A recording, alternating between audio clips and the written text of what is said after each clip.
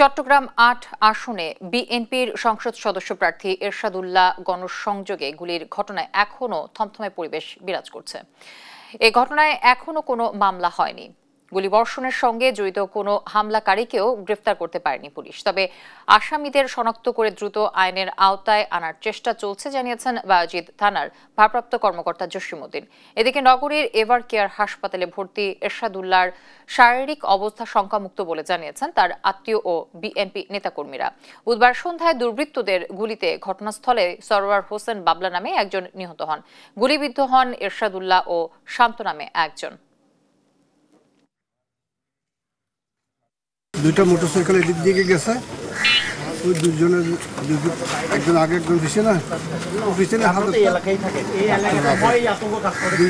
দুইটা অস্ত্র ঘরে এবং বাইরে বলেন। হ্যাঁ, মানুষ এখন আতঙ্কিত, কখন কার কি হয়ে যাবে এখন কোনো কিছু আছে আতঙ্কিত মানুষ এখন আতঙ্কিত বোধ করে।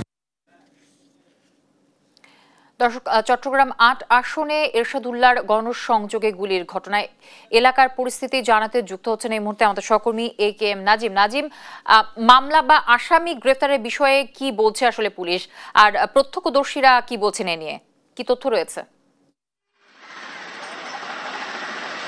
যেমনটা বলছেন, চট্টগ্রামের যে চট্টগ্রাম আসনের প্রার্থী এরশাদুল্লাহ উনি গুলিবিদ্ধ ঘটার পরপর চট্টগ্রামে কিন্তু রাজনৈতিক অঙ্গনে এক ধরনের আশঙ্কা তৈরি হয়েছে। কারণ সামনে যেহেতু নির্বাচন যতই ঘনিয়ে আসছে ততই এই ধরনের পর থেকে স্থানীয় যে এলাকা খুন করার পর আমরা সেই এলাকাটাতে রয়েছি।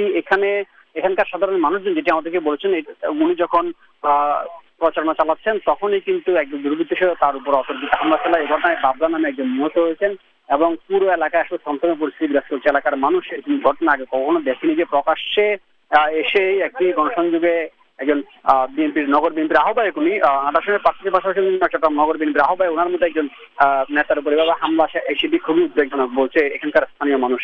পাশাপাশি এই ঘটনায় বাবলা নিহত হলেও আরেকজন যে শান্ত, উনি আশঙ্কাজনক অবস্থায় এভার কেয়ার হাসপাতালে চিকিৎসাধীন রয়েছেন এবং এরশাদুল্লাহ এভার কেয়ার হাসপাতালে চিকিৎসাধীন রয়েছেন। তবে তিনি শঙ্কামুক্ত বলে তার ছেলে আমাদের সাথে গতকালকে আমাদেরকে জানিয়েছেন। আমরা সকালেও তার খোঁজখবর নিয়েছি, তার নিকট যারা সহকর্মী আছেন বিএনপি তারাও বলেছেন যে এরশাদুল্লাহ শঙ্কামুক্ত, তবে তিনি এভার কেয়ার হাসপাতালে চিকিৎসাধীন রয়েছেন।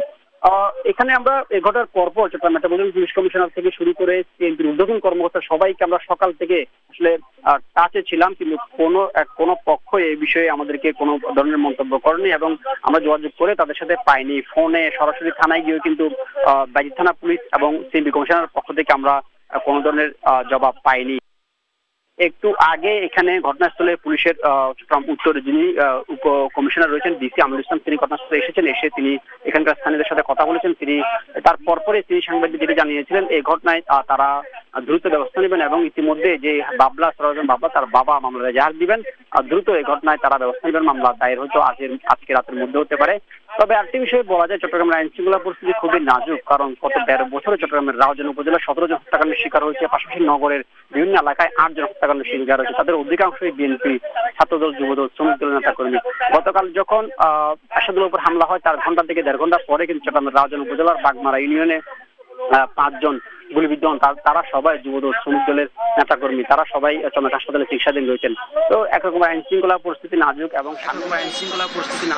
সামনে যেহেতু নির্বাচন আসলে এই ঘটনায় রাজনৈতিক অঙ্গনে বর্তমান উদ্বেগ তৈরি হয়েছে। এরশাদুল্লাহর বিষয় নিয়ে যেখানে ঘটনাস্থল থেকে আমাদের